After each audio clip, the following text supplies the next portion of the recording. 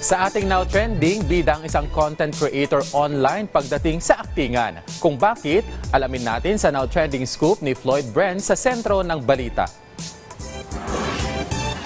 In 3, 2, 1, action! Pag ang usapan ay aktingan, tiyak hindi magpapahuli itong online sensation na si Armand. Sa kanyang unang video na pumalo lang naman sa 1.5 million views, ang eksena, usapang pamilya. Kukunin ko na si nanay, ah. Hindi ko pwede ibigay ito si nanay. Ang sunod na aktingan ni Armand, to ay kapag may magnanakaw.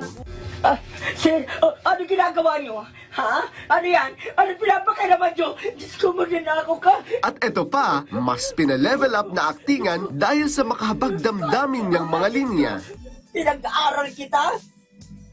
Sabi mo magtatapos ka, mag-criminology ka. Bakit mo ginawa yan? Ha? Ano?